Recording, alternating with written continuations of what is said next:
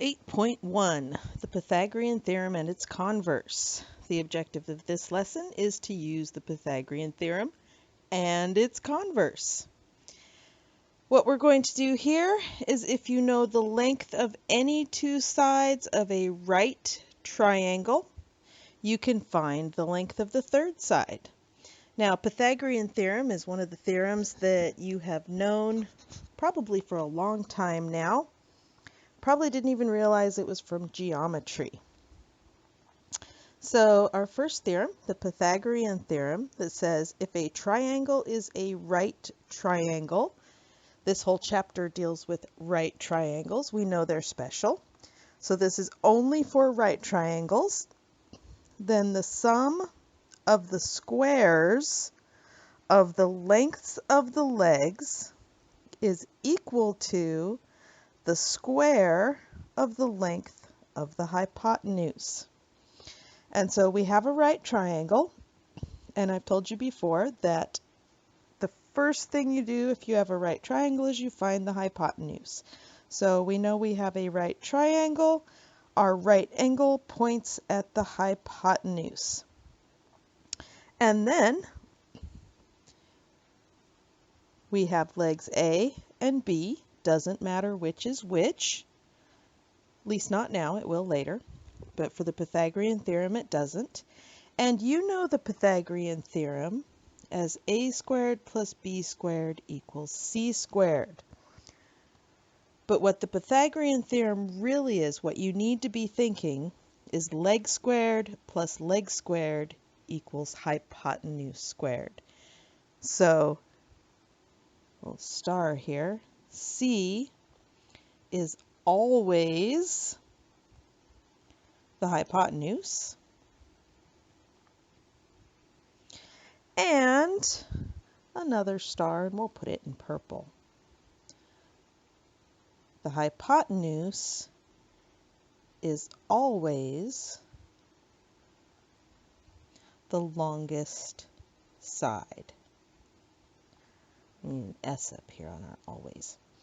So a couple of things to remember about right triangles. Now you know the Pythagorean theorem, so we aren't going to dwell on that too much.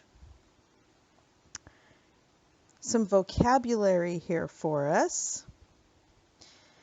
A Pythagorean triple is a set of non-zero whole numbers that satisfy the Pythagorean theorem.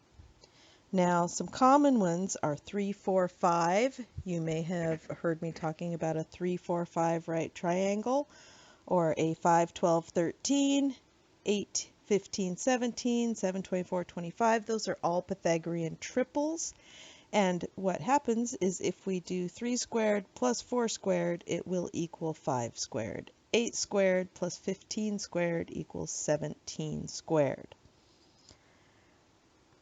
A neat thing about this is if you multiply each number in a Pythagorean triple by the same whole number, you will also get a Pythagorean triple.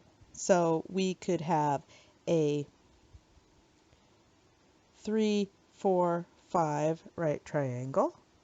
And if we multiplied everybody by 2, we would get a 6, 8, 10 right triangle. Or if we multiplied everybody by 5, we could have a 15, 20, 25 right triangle. And that works for all Pythagorean triples. Now you don't necessarily have to memorize these. 3, 4, 5 is the most common and most useful one. Being able to recognize the multiples of 3, 4, 5 is extremely useful. But what you should do is know these triples well enough that if you see two of the numbers, you go, hey, you know what? I think that might be one of my triples. So just something that you are looking for and know is out there. Let's look at our first problem here. What is the length of hypotenuse of triangle ABC? Do the side lengths form a Pythagorean triple? Well, I see a right triangle here, so the first thing I'm going to do, there's my hypotenuse, and that lets me say this side is C, and then I'm going to label A and B. It does not matter which is which. And then I write my formula. 21 squared plus 20 squared equals C squared. Do the math. How do we get rid of a square root? Or how do we get rid of a square? We square root. Now 841 happens to be a perfect square, and the length of the hypotenuse is 29 units. And by golly, yes, it does form a Pythagorean triple. These are all whole numbers. So there's another one for you. It's already your turn. Go ahead and pause the video and do the next problem. That was an easy problem. We were told the legs of a right triangle are 10 and 24 units. Find the length of the hypotenuse. And do we have a Pythagorean triple? So I drew my right triangle. I found my hypotenuse. I labeled my legs 10 and 24. And doesn't matter which one's A and which one's B. Did my math. Square root of 676 is 24. The hypotenuse, or 26, sorry. The hypotenuse is 26 units long, and yes, we have a Pythagorean triple because they are all whole numbers. Next problem.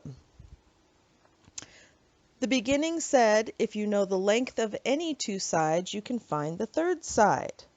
Well, what if we know the hypotenuse? We can find a leg. So this problem says find the value of x, express your answer in simplest radical form. That means we are going to be simplifying our radicals. So right triangle, hypotenuse. So I have C, and then A and B are wherever we like to put them. So 8 squared plus x squared equals 20 squared. Subtract 64 from both sides. X squared equals 336. So 336 is not a perfect square, but we can factor out 16. Now, if you don't see that, you can always start with 4. So 4 goes in there, square root of 8, 4. 4 is going to go in there again, square root of 4, 21, and that's as far as it goes. Square root of 4 times square root of 4 times square root of 21, 2 times 2, square root 21. Notice we get 4 square root 21. Because 4 is a factor of 16, so it works. But if you checked 16, you know it went in. Make sure you know how to simplify your radicals. And that means it's your turn already. Wow, these are going fast. Pause your video, do the next problem. This was another easy problem. We were told that the hypotenuse of our right triangle has a length of 12 units and one of the legs has a length of 6 units. We want to know the length of the other leg in simplest radical form. So I drew my right triangle, located my hypotenuse, labeled it C. My other sides are A and B. We know that the hypotenuse is 12, and I just made one of the legs 6 and the other one X. Went through my math, found that at X equals the square root of 108. 108 is not a perfect square, so I checked my perfect squares, and 9 goes into 108 12 times. 12 has 4 in it, so square root of 9 times square root of 4 times square root of 3, 6 square root 3. So I know the length of the other side, my second leg, is 6 square root 3. Now I'll tell you right now, this 6, 12, and 6 square root 3, this is foreshadowing for what's to come in the next section. That was fun. I like right triangles. Hope you do too.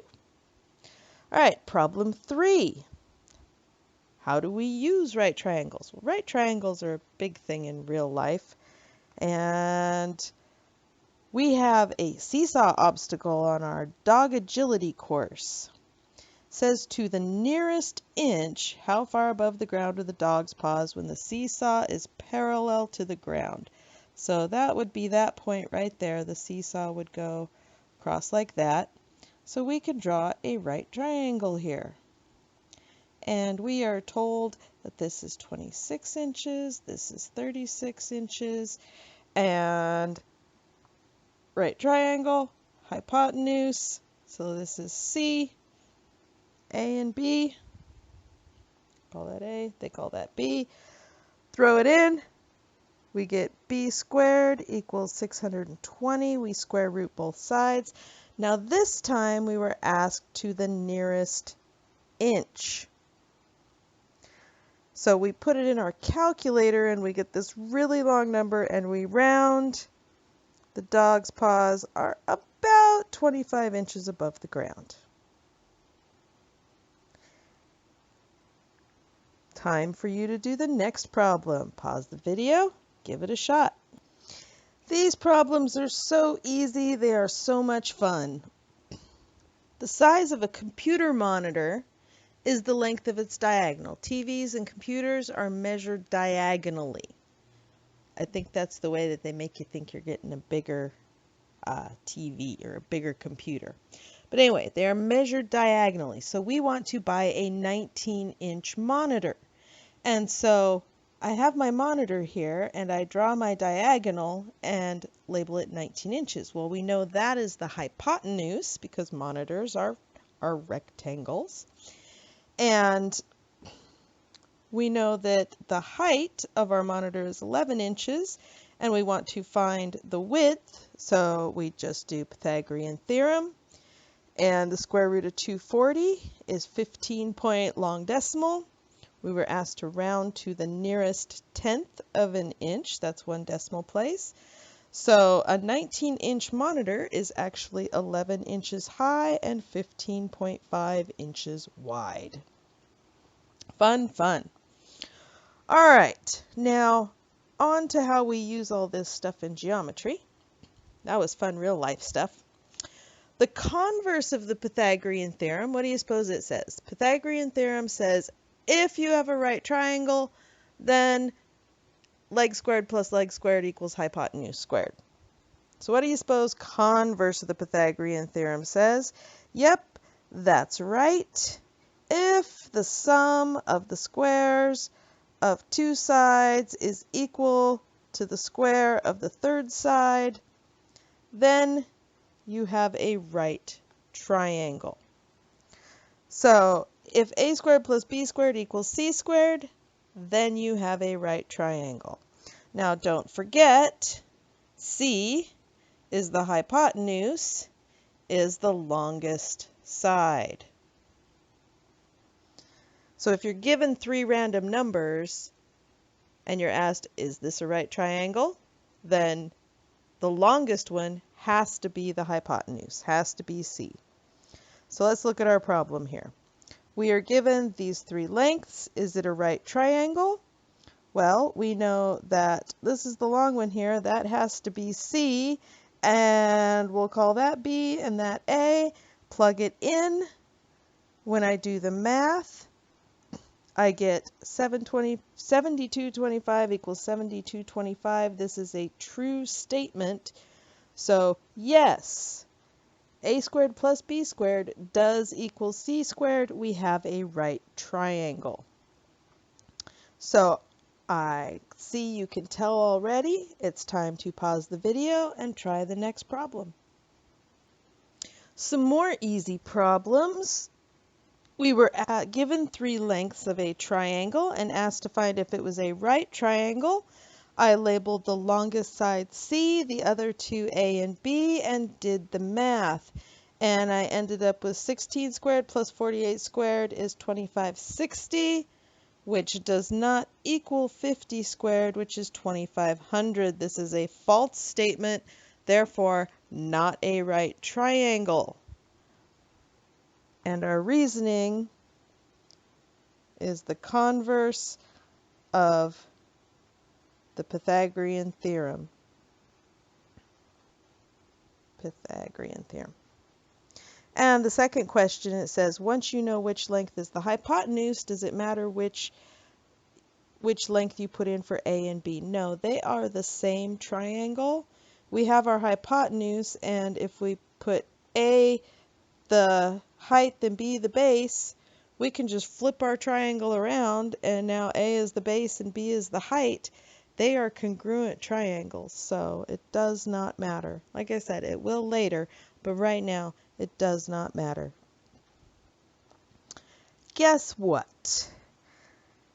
The next two theorems play on the theorem we just had. These allow you to determine if a triangle is acute or obtuse. I know you were wondering, what does it mean if it's not a right triangle? Well, the other choices are acute and obtuse. And so the first theorem here says that if the square of the longest side, that's our hypotenuse, is greater than the sum of the squares of the other two sides, then your triangle is obtuse. And this next one says if the square of the longest side, that's our hypotenuse, is less than the sum of the squares of the other two sides, then your triangle is acute. So let's look at our formulas here. If c squared is bigger, if the hypotenuse squared is bigger than the sum of the squares of the legs, it's obtuse. If the hypotenuse squared is smaller than the sum of the squares of the two legs, then it's acute. And our converse of the Pythagorean theorem said if it's equal, if c squared equals a squared plus b squared, then, we'll write it out. Then you have a right triangle. Now notice how it's written backwards here. This is a good idea because inequalities can be a little tricky. So because we are comparing the hypotenuse to the legs, I would write it first. The hypotenuse has to be bigger than the legs. Hypotenuse has to be smaller than the legs. All right, so let's look at a problem. A triangle has the given side lengths, 6, 11, and 14. Which one is it? Well, we're going to call this C, and this A, and this B. And so we write C is less than, greater than, or equal to a squared plus b squared. Put in our numbers. We get 196 and 157. So 196 is greater than, which means our triangle is obtuse. And it's time for you to pause the video and do the last problem. Another easy problem. What a fun section. Of course, right triangles are just awesome. So, of course, it's going to be a fun section. We were given side length 7, 8, 9. What kind of triangle is it? Well, our longest one has to be our C possibility. We don't know if it's a hypotenuse, but if it is, that's the one that's going to be. So 9 squared is related in some way. I never know how I want to do this. I don't like the squares, but an equal sign doesn't work. So you can figure out how you want to represent this. But 9 squared blank 7 squared plus 8 squared, I get 81 is less than 113. So my long side squared is less than the sum of my legs squared. So I have an acute triangle. So as always, draw your pictures, label the diagram, write your formulas, substitute in, everything will be just grand. I think you're really going to enjoy right triangles and the Pythagorean theorem and its converse and extra little theorems here are just fun. So I hope you enjoy your homework.